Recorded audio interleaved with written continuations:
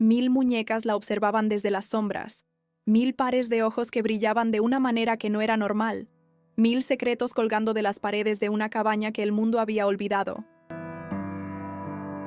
Renata Oliveira tenía 34 años cuando la vida decidió arrancarle todo de golpe. Primero su esposo, víctima de un infarto fulminante mientras cargaba ladrillos en una construcción. Después su dignidad, cuando los cobradores empezaron a golpear la puerta del barraco donde vivían con sus 2 hijas pequeñas. Y finalmente, el techo sobre sus cabezas, cuando el dueño del terreno llegó con la policía y les dio exactamente 1 hora para sacar lo que pudieran cargar. «Llévatelas de aquí», le dijo el hombre sin mirarla a los ojos. «Ya no hay lugar para ustedes». Una viuda de 34 años, 2 niñas de 5 y 7 años, 3 bolsas de ropa, y un dolor tan grande que no cabía en ningún lugar del mundo. ¿A dónde va una mujer que lo ha perdido todo? ¿Qué hace cuando la ciudad entera le cierra las puertas? Renata encontró la respuesta en lo más profundo de una mata cerrada, en una cabaña abandonada que el tiempo había olvidado. Un lugar húmedo, oscuro, aterrador. Un lugar donde nadie en su sano juicio querría vivir. Un lugar lleno de muñecas antiguas. Pero esas muñecas escondían algo. Algo que nadie había descubierto en décadas. ¿Qué secreto guardaban esas 1000 muñecas de colores fluorescentes? ¿Por qué alguien las había dejado ahí, en medio de la nada, como guardianas de algo prohibido? Mientras te cuento esta historia llena de emociones, dale a la campanita para suscribirte y cuéntanos en los comentarios desde dónde la estás viendo. Renata Oliveira dos Santos nació en un barrio humilde de Governador Valadares, en el interior de Minas Gerais, Brasil. Creció entre calles de tierra y casas de bloques sin terminar, pero siempre soñó con algo mejor. A los 19 años conoció a Marcos, un albañil de manos grandes y sonrisa fácil que le prometió que juntos construirían una vida digna. Y lo intentaron. Dios sabe que lo intentaron. Durante 15 años, Marcos cargó ladrillos, mezcló cemento y subió andamios bajo el sol inclemente. Renata lavaba ropa ajena, limpiaba casas y vendía empanadas en la esquina. Ahorraban cada centavo. Soñaban con comprar un terrenito, construir una casita propia, darles a sus hijas lo que ellos nunca tuvieron. Leticia llegó primero, con sus ojos grandes y curiosos. 2 años después vino Amanda, la más callada, la que siempre estaba pegada a las faldas de su madre. «Mami, ¿cuándo vamos a tener una casa de verdad?», preguntaba Leticia cada vez que veía las casas bonitas del centro. «Pronto, mi amor, pronto». Pero pronto nunca llegó. El barraco donde vivían pertenecía a un conocido de Marcos que les cobraba un alquiler miserable a cambio de 4 paredes de madera y un techo de zinc que sonaba como tambores cuando llovía. No había baño adentro.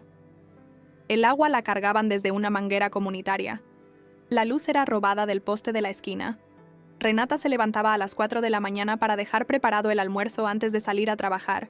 Regresaba a las 8 de la noche con las manos agrietadas de tanto lavar, con la espalda adolorida de tanto fregar pisos, con el alma cansada de tanto humillarse. «Doña Renata, esta mancha no salió», le decía la patrona señalando una sábana de seda. «Vas a tener que rehacerlo todo». Y Renata rehacía, siempre rehacía, porque tenía 2 bocas que alimentar y un sueño que mantener vivo. Los domingos eran sagrados. Era el único día que la familia pasaba junta. Marcos llevaba a las niñas al río mientras Renata preparaba un almuerzo especial con lo poco que tenían. Frijoles, arroz, un pedacito de carne cuando alcanzaba. Y siempre, siempre, un dulce para las pequeñas. «Algún día vamos a tener una mesa grande», decía Marcos mientras comían sentados en cajones de madera. «Una mesa donde quepan todos nuestros sueños». Renata sonreía, aunque por dentro sentía que ese día nunca llegaría. El dinero entraba con cuentagotas y salía a chorros. El alquiler, la luz, el agua, la comida, los útiles escolares, las medicinas cuando las niñas se enfermaban. Cada mes era una batalla. Cada semana, una guerra. Pero Marcos nunca se quejaba. Salía antes del amanecer y regresaba después del anochecer. Sus manos estaban llenas de callos, su espalda encorvada por el peso de los años, pero su sonrisa permanecía intacta. «Mientras estemos juntos, todo va a estar bien», le decía a Renata cada noche antes de dormir.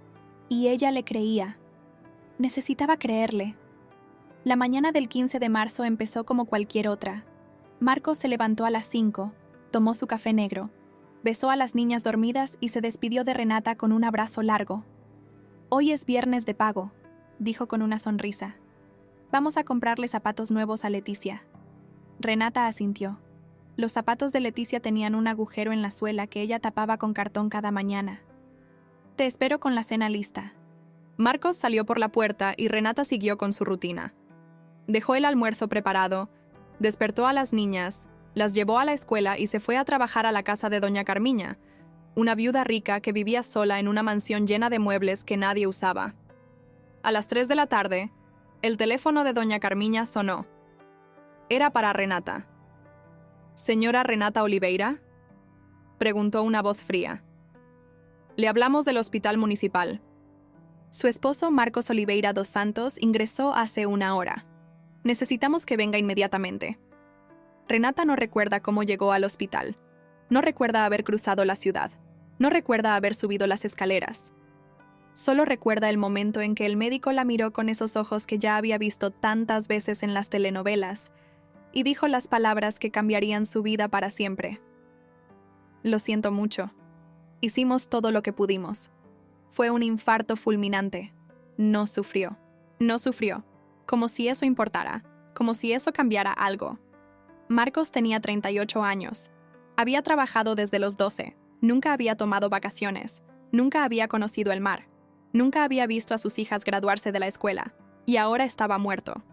Renata se derrumbó en el piso del hospital, con el corazón destrozado y el mundo cayéndose a pedazos a su alrededor. Y entonces llegó el día que lo cambiaría todo. El funeral de Marcos fue sencillo. Un cajón de madera barata, unas flores que los vecinos juntaron entre todos, y un puñado de amigos que lloraron sinceramente a un hombre bueno que se fue demasiado pronto. Renata no lloró. No podía. Tenía que ser fuerte por sus hijas, que no entendían por qué papá estaba durmiendo en esa caja y no despertaba. «Mami, ¿cuándo va a despertar papá?», preguntó Amanda, la pequeña, tirando de la falda negra de Renata. «Papá se fue al cielo, mi amor, pero nos va a cuidar desde allá arriba». Las palabras salieron de su boca, pero ella misma no las creía. ¿Cómo iba a cuidarlas desde el cielo si no había podido cuidarlas desde la tierra? Los problemas empezaron al día siguiente del entierro. El jefe de Marcos, un hombre gordo llamado Sebastián que manejaba una constructora pequeña, apareció en el barraco con un sobre en la mano. «Doña Renata, mis condolencias», dijo sin ninguna emoción en la voz. «Aquí está lo que le debíamos a Marcos, el sueldo de la quincena». Renata abrió el sobre. Había exactamente 847 reales, menos de $200. «¿Y la indemnización?», preguntó ella. «Marcos trabajó con usted casi 10 años». Sebastián se encogió de hombros. «Marcos nunca tuvo contrato formal. Usted lo sabe. Era un acuerdo entre amigos. No hay indemnización. Pero él murió trabajando para usted. En su obra, cargando sus ladrillos. Murió de un infarto. Eso no es accidente laboral. Es mala suerte». Sebastián se dio la vuelta y se fue, dejando a Renata con 847 reales en la mano y un vacío infinito en el pecho. Los días siguientes fueron una pesadilla que no terminaba. Primero llegaron los cobradores del agua, después los de la luz, después el dueño del barraco. «Renata, lo siento mucho por Marcos, era un buen hombre», dijo don Jorge, el dueño del terreno. «Pero tengo una lista de gente esperando este espacio. Si no puedes pagar, vas a tener que buscar otro lugar». «Don Jorge, por favor, deme un mes. Solo un mes para organizarme. Te doy 2 semanas. Es lo máximo que puedo hacer». Renata buscó trabajo desesperadamente. Tocó puertas, pidió ayuda, rogó. Pero nadie contrata a una viuda con 2 hijas pequeñas que no tiene con quién dejarlas. Nadie quiere a una empleada que va a tener que faltar cada vez que una niña se enferme. Nadie necesita a una mujer destrozada por el duelo. «Lo siento, doña Renata, pero necesito a alguien con disponibilidad completa. Ya tenemos el personal completo. Vuelva el mes que viene, tal vez haya algo». Las 2 semanas pasaron, después 3, después un mes. Los 847 reales desaparecieron como agua entre los dedos. La comida se acabó. Las deudas crecieron. Y entonces llegó el día que Renata había temido desde el momento en que vio el cuerpo de Marcos en aquella camilla de hospital. Don Jorge apareció con 2 policías y un papel oficial. «Renata, tienes 1 hora para sacar tus cosas. Lo siento». «Don Jorge, por favor». «¿A dónde voy a ir con mis hijas?» «Eso no es mi problema. Ya te di más tiempo del que debía». Leticia y Amanda miraban la escena desde la puerta, sin entender qué estaba pasando. ¿Por qué esos hombres de uniforme estaban en su casa? ¿Por qué mamá estaba llorando? Renata juntó lo que pudo en 3 bolsas de plástico. Ropa, principalmente. Algunos documentos, una foto de Marcos, los dibujos de las niñas. A las 11 de la mañana, la familia Oliveira estaba en la calle, sin techo, sin dinero, sin esperanza. «Mami, ¿a dónde vamos?», preguntó Leticia. Renata no tenía respuesta. No tenía nada. Caminó sin rumbo durante horas, cargando las bolsas con una mano y arrastrando a las niñas con la otra. Pasó por el centro de la ciudad, por los barrios comerciales, por las zonas residenciales donde ella había limpiado tantas casas ajenas. Nadie la miraba. Era invisible. Una más de las miles de personas que la ciudad expulsaba cada día. Cuando el sol empezó a caer, Renata llegó al límite de la ciudad. Más allá solo había mata cerrada, selva, oscuridad. «Mamá, tengo hambre», dijo Amanda. «Mamá, tengo miedo», dijo Leticia. Renata también tenía hambre, también tenía miedo. Pero no podía decirlo. Entonces, entre los árboles, vio algo. Una construcción vieja, un techo, 4 paredes, una cabaña abandonada en medio de la nada. «Vamos a quedarnos ahí esta noche», dijo Renata, más para convencerse a sí misma que a las niñas. «Mamá, da miedo», dijo Leticia. «Solo es una casa vieja, mi amor. Mañana buscamos algo mejor». Pero cuando Renata empujó la puerta de madera podrida y entró en aquella cabaña oscura, supo que algo mejor no iba a llegar pronto. El lugar olía a humedad y abandono. Las paredes estaban cubiertas de moho. El piso de tierra estaba lleno de hojas secas y excrementos de animales. No había luz, no había agua, no había nada, pero era un techo. Y esa noche, eso era todo lo que Renata podía pedir. Acomodó a las niñas en un rincón, las cubrió con la poca ropa que tenían y se sentó a vigilar la puerta. «Mañana todo va a estar mejor», susurró en la oscuridad. «Mañana encontraremos una solución». Pero cuando llegó el amanecer y Renata salió a explorar los alrededores de la cabaña en busca de agua o comida, lo que encontró fue algo que jamás hubiera imaginado.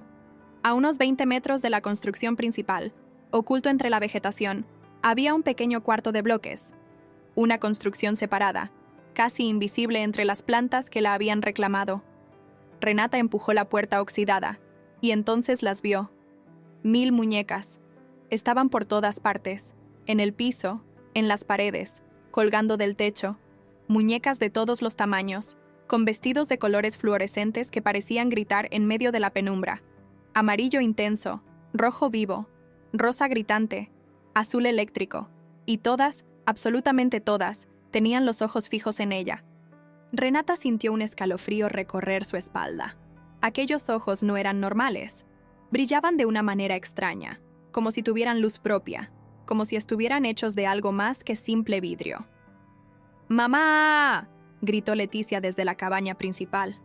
Renata salió corriendo, el corazón latiéndole a 1000 por hora, pero no podía quitarse de la cabeza esas 1000 miradas que parecían seguirla. Esas 1000 muñecas que alguien había puesto ahí, en medio de la nada, como guardianas de algo que nadie debía encontrar. ¿Qué escondían esas muñecas? ¿Y por qué alguien se había tomado tanto trabajo en dejarlas ahí?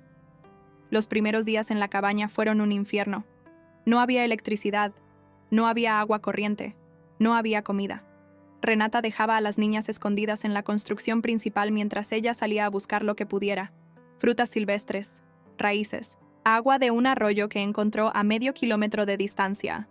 Las niñas lloraban de hambre, lloraban de miedo, lloraban porque extrañaban a papá, su barraco, su vida de antes. «Mamá, quiero ir a casa», repetía Amanda una y otra vez.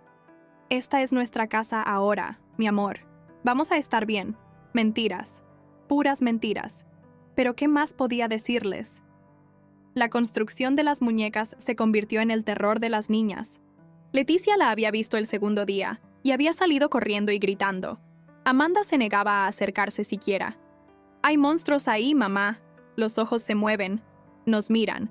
Son solo muñecas viejas, mi amor. No pueden hacernos nada». Pero Renata también sentía algo extraño cada vez que se acercaba a ese cuarto. Una presencia, una energía, algo que no podía explicar.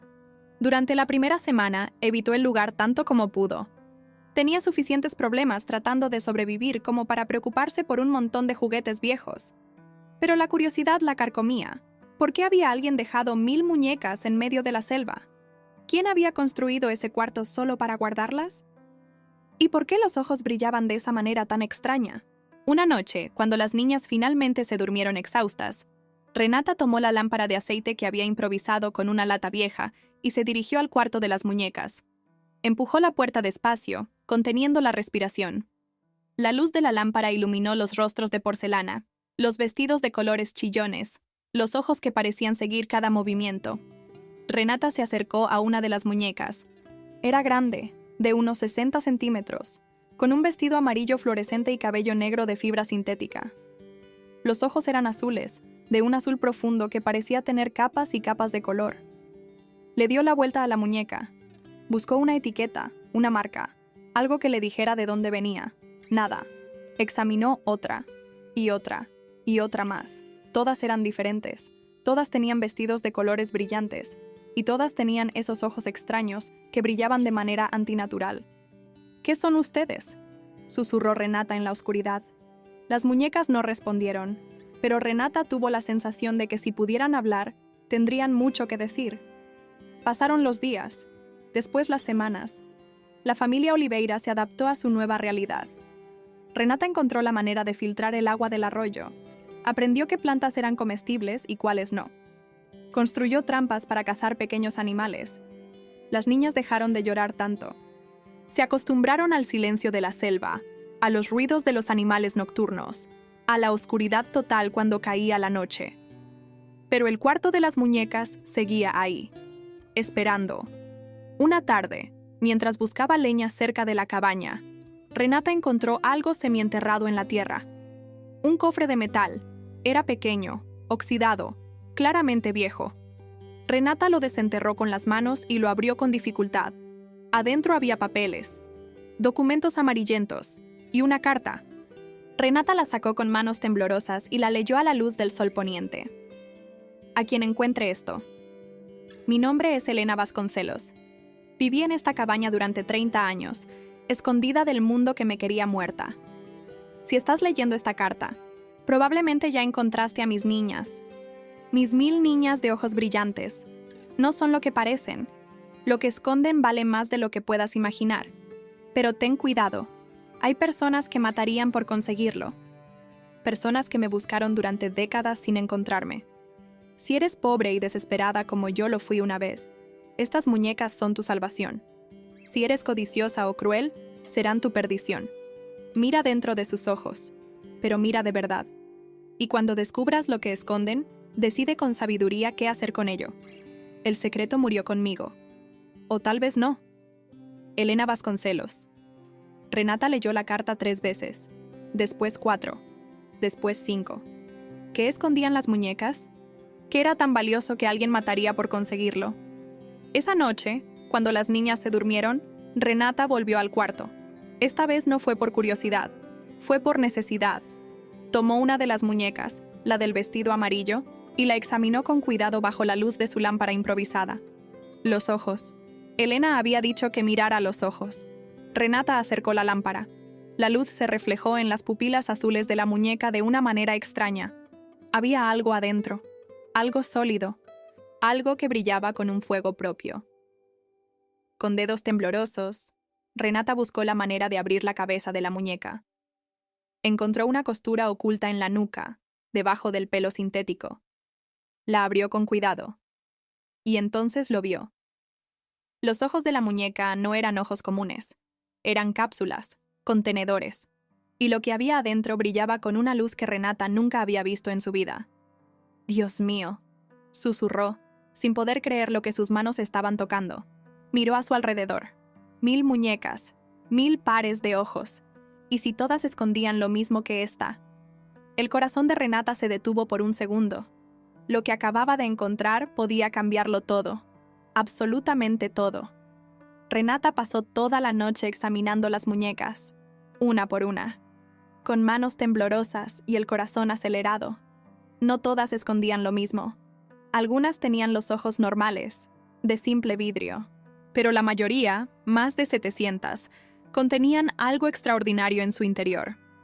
Piedras que brillaban como estrellas, estructuras diminutas de un metal amarillo que Renata reconoció de inmediato. Pequeños tesoros escondidos en los lugares más inesperados, detrás de los ojos, dentro de los torsos, cosidos en los dobladillos de los vestidos fluorescentes. «Elena, ¿quién eras tú?», susurró Renata mirando la carta otra vez. «¿Y de dónde sacaste todo esto?». No tenía manera de saber el valor exacto de lo que había encontrado, pero sabía que era mucho, muchísimo más de lo que había visto en toda su vida. El problema era, ¿qué hacer con ello? No podía simplemente caminar hasta la ciudad con un bolso lleno de piedras brillantes y metal precioso. ¿La arrestarían? O peor, la matarían. No conocía a nadie de confianza. No tenía documentos de propiedad. No tenía nada que probara que ese tesoro era legítimamente suyo. Y además estaba la advertencia de Elena. Hay personas que matarían por conseguirlo. ¿Quiénes? ¿Seguirían buscando después de tantos años? Renata decidió esperar, observar, planear. Pero el destino tenía otros planes. Una semana después del descubrimiento, mientras Renata lavaba ropa en el arroyo, escuchó voces de hombres, cerca de la cabaña. El corazón se le heló. Corrió de vuelta lo más rápido que pudo, tratando de no hacer ruido. Se escondió entre los arbustos y observó. Había 3 hombres frente a la construcción principal. 2 de ellos llevaban machetes. El tercero, un hombre mayor con barba gris, sostenía un papel viejo que parecía un mapa. «Tiene que ser aquí», decía el hombre de la barba. «La cabaña de Elena. Mi padre la buscó durante 40 años. Pero don Aurelio, parece que alguien está viviendo aquí», dijo uno de los más jóvenes, señalando la ropa tendida de las niñas. «Mejor para nosotros. Eso significa que no han encontrado nada todavía, o ya se habrían ido». Renata sintió que el mundo se derrumbaba a su alrededor. La habían encontrado. Los cazadores de Elena la habían encontrado. ¡Mamá! El grito de Leticia rasgó el silencio de la selva. Los hombres se voltearon hacia la cabaña. El que se llamaba don Aurelio sonrió. «Parece que tenemos compañía. Vayan por ellas».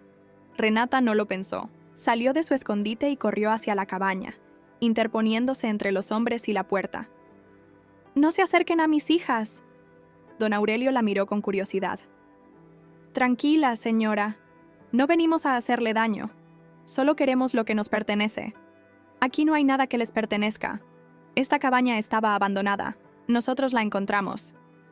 La cabaña no nos importa. Lo que nos importa es lo que hay adentro. O mejor dicho, lo que hay en el cuarto de las muñecas». Renata sintió que la sangre se le helaba. «No sé de qué habla». «Claro que lo sabe. Elena Vasconcelos robó algo que le pertenecía a mi familia hace 50 años. Algo de un valor incalculable. Y lo escondió en esta selva. Mi padre murió buscándolo. Mi abuelo también. Pero yo lo voy a encontrar. Aquí solo hay muñecas viejas, juguetes rotos, nada de valor». Don Aurelio dio un paso adelante. Sus ojos brillaban con una codicia que Renata reconoció de inmediato. Era la misma mirada de los cobradores, de los patrones, de todos los que la habían humillado a lo largo de su vida. «Señora, no me tome por idiota.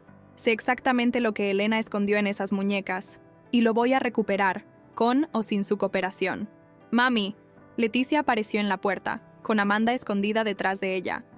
«¿Quiénes son estos señores?». Los ojos de don Aurelio se posaron en las niñas. «Qué lindas criaturas. Sería una lástima que algo les pasara por culpa de la terquedad de su madre». Renata sintió una furia que no conocía. Una furia de madre, de leona, de mujer que ya no tiene nada que perder. «Si les toca un pelo a mis hijas, lo mato». Don Aurelio se rió. «Me agrada su valentía, señora, pero es inútil. Tengo hombres, tengo armas, tengo el tiempo de mi lado. Usted está sola con 2 niñas pequeñas en medio de la selva. ¿Cuánto cree que puede resistir?». Lo suficiente. Tiene 24 horas para entregarme las muñecas. Todas. Si no lo hace, volveremos. Y no seré tan amable la próxima vez.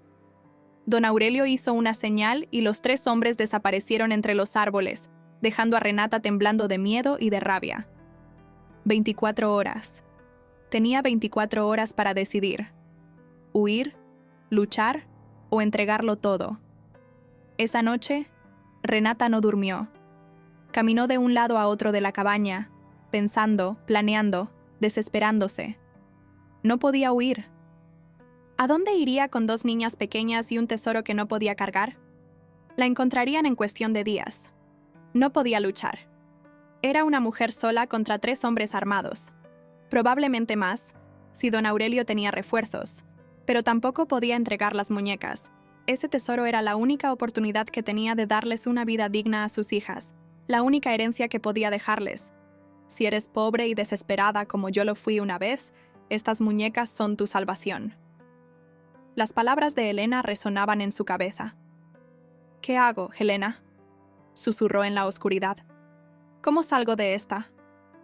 Y entonces, como si la propia Helena le respondiera desde el más allá, Renata recordó algo. El cofre. Los papeles que había encontrado junto con la carta. No los había revisado todos. Con manos temblorosas, sacó los documentos del escondite donde los había guardado y los examinó a la luz de la lámpara. Eran viejos, amarillentos. Algunos estaban en portugués, otros en un idioma que no reconocía. Pero uno de ellos, el que estaba hasta el fondo, era diferente. Era un documento oficial, con sellos, con firmas, con un escudo que Renata reconoció de las noticias. Un documento del gobierno federal. Y lo que decía ese documento lo cambiaba todo. El documento era una declaración jurada, firmada hace 50 años por la propia Helena Vasconcelos. En él, Helena contaba toda su historia. Había sido empleada doméstica de la familia Moreira, una de las más ricas del estado de Minas Gerais. Durante décadas, los Moreira habían acumulado una fortuna a través de la minería ilegal y el tráfico de piedras preciosas. Diamantes, esmeraldas, rubíes, todo pasaba por sus manos antes de salir del país de contrabando. Helena lo había descubierto por accidente. Y cuando los Moreira se dieron cuenta de que ella sabía demasiado, intentaron matarla. Pero Helena era más inteligente de lo que pensaban. Antes de huir, logró llevarse una parte del tesoro que los Moreira habían acumulado ilegalmente durante generaciones. No por codicia, sino por justicia. Ese tesoro había sido extraído de tierras que pertenecían a comunidades indígenas. Había sido obtenido con el sudor y la sangre de trabajadores explotados. Había sido lavado a través de décadas de corrupción. Helena lo escondió, lo disfrazó de juguetes y desapareció en la selva, donde vivió durante 30 años, protegiendo su secreto hasta el día de su muerte. Pero Helena no era tonta. Sabía que algún día alguien encontraría las muñecas. Y quería asegurarse de que ese alguien supiera la verdad. Por eso había dejado los documentos. Por eso había dejado la carta. Por eso había dejado pruebas de todo lo que los Moreira habían hecho durante generaciones. El documento que Renata tenía en las manos era dinamita pura. Y don Aurelio Moreira, el hombre que la había amenazado, era el heredero de toda esa historia de crimen y explotación. Dios mío, susurró Renata. Esto es mucho más grande de lo que pensaba. No se trataba solo de un tesoro. Se trataba de justicia, de exponer a una familia que había destruido vidas durante décadas, de hacer lo correcto. ¿Pero cómo? Renata era una viuda sin educación, sin recursos, sin conexiones. ¿Quién le iba a creer? ¿Quién la iba a ayudar? La respuesta llegó al amanecer, cuando escuchó el motor de un vehículo acercándose a la cabaña. Se preparó para lo peor. Tomó un machete oxidado que había encontrado entre los escombros y se paró frente a la puerta, lista para defender a sus hijas con la vida si era necesario. Pero quien bajó del jeep viejo no era don Aurelio ni sus hombres.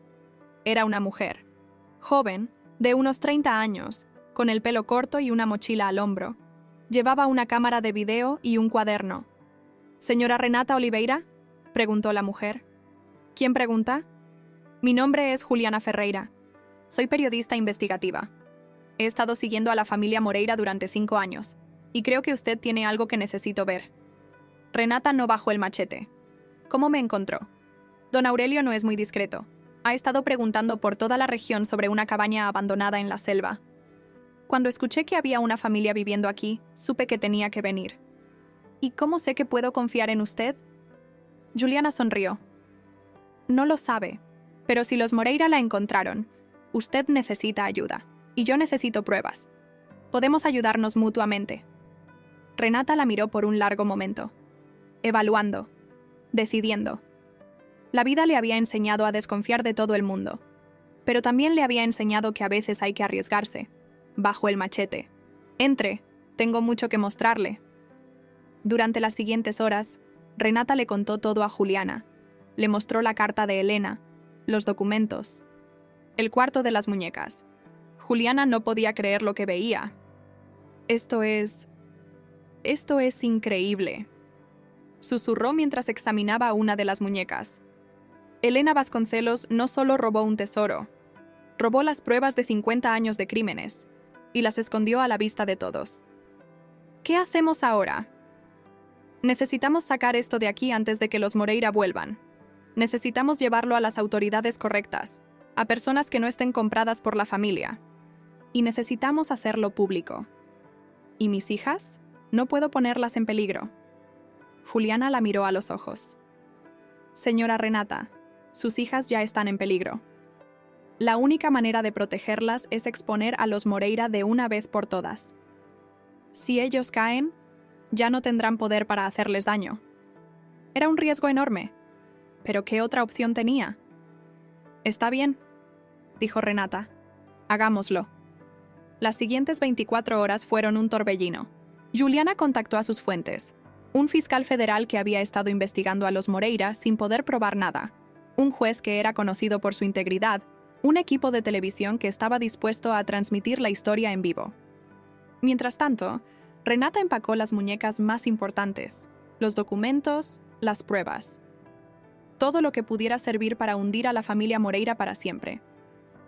Cuando don Aurelio regresó al día siguiente con sus hombres, esperando encontrar a una viuda derrotada, lista para entregar el tesoro, lo que encontró fue muy diferente. Cámaras de televisión, policías federales, periodistas de todo el país. Y a Renata Oliveira, de pie frente a la cabaña, sosteniendo a sus hijas de la mano, con una mirada que decía, «Ya no tengo miedo». La escena que se desarrolló esa mañana en medio de la selva de Minas Gerais quedó grabada en la memoria de Brasil. Don Aurelio Moreira, heredero de una de las familias más poderosas del estado, llegó con 5 hombres armados esperando intimidar a una viuda indefensa. Lo que encontró fue un operativo federal de captura. «Esto es una trampa», gritó cuando los policías lo rodearon. «Esa mujer es una ladrona. Esas muñecas son propiedad de mi familia». El fiscal federal, un hombre de bigote canoso llamado Dr. Roberto Méndez, se acercó con los documentos que Elena había dejado. «Señor Moreira, estos documentos prueban que su familia obtuvo ese tesoro a través de minería ilegal, explotación laboral y tráfico de piedras preciosas durante más de medio siglo. Lo que usted llama propiedad familiar es, en realidad, producto del crimen». Don Aurelio palideció. «Esos documentos son falsos. Esa mujer los fabricó». «Estos documentos», intervino Juliana, con su cámara grabando cada palabra, «fueron autenticados por 3 peritos independientes. Incluyen firmas de funcionarios públicos, recibos de transacciones ilegales y testimonios de trabajadores que fueron explotados por su familia. Elena Vasconcelos los guardó durante 50 años esperando este momento». Las esposas se cerraron sobre las muñecas de don Aurelio, mientras las cámaras de televisión transmitían todo en vivo. «Mi familia tiene abogados. Vamos a destruirlos a todos». «Su familia», dijo el doctor Méndez con calma, «va a tener que responder ante la justicia por décadas de crímenes. Esta vez no hay sobornos que los salven». Mientras se llevaban a don Aurelio, Renata sintió que las piernas le temblaban. Leticia y Amanda se aferraron a ella, sin entender del todo lo que estaba pasando. «¿Los hombres malos se van, mamá?», preguntó Amanda. «Sí, mi amor. Los hombres malos se van para siempre». Las semanas siguientes fueron un torbellino de entrevistas, declaraciones y procedimientos legales. El tesoro escondido en las muñecas fue evaluado por expertos. El total superó todas las expectativas: 47 millones de reales en diamantes, oro y piedras preciosas. Una fortuna que había estado oculta durante medio siglo a la vista de todos. Pero la verdadera bomba fue la caída de los Moreira. Los documentos de Elena revelaron conexiones con políticos corruptos, jueces comprados, policías sobornados. Una red de criminalidad que se extendía por todo el estado. Más de 30 personas fueron arrestadas. Cuentas bancarias congeladas. Propiedades confiscadas. El escándalo sacudió a Brasil entero. Y en el centro de todo, una viuda que había perdido todo y terminó encontrando un tesoro que no era solo de piedras preciosas. «Señora Renata», le preguntó un periodista durante una de las muchas entrevistas, «¿qué va a hacer con el dinero?» Renata sonrió. Era la primera vez que sonreía de verdad desde la muerte de Marcos. Una parte va para las comunidades indígenas de donde sacaron esas piedras. Otra parte para las familias de los trabajadores que fueron explotados por los Moreira. Lo que quede, miró a sus hijas, que jugaban en un jardín por primera vez en sus vidas. Lo que quede va a ser para darles a mis niñas la vida que su padre siempre soñó para ellas. ¿No le da rabia que la mayor parte del dinero no sea para usted? Ese dinero tiene sangre, tiene dolor. No puedo quedarme con algo así sin hacer lo correcto primero. Elena lo entendió. Por eso lo escondió en lugar de gastarlo. Por eso dejó las pruebas. Quería que alguien lo usara para hacer justicia. La historia de Renata Oliveira se convirtió en símbolo de esperanza para millones de brasileños. La viuda que perdió todo y encontró redención en el lugar más inesperado. Con su parte del tesoro, compró una casa pequeña pero digna en un barrio tranquilo. Inscribió a Leticia y Amanda en una buena escuela. Empezó a estudiar lo que nunca pudo: contabilidad, leyes, administración. Quiero ayudar a otras mujeres como yo, le dijo a Juliana, que se había convertido en su amiga.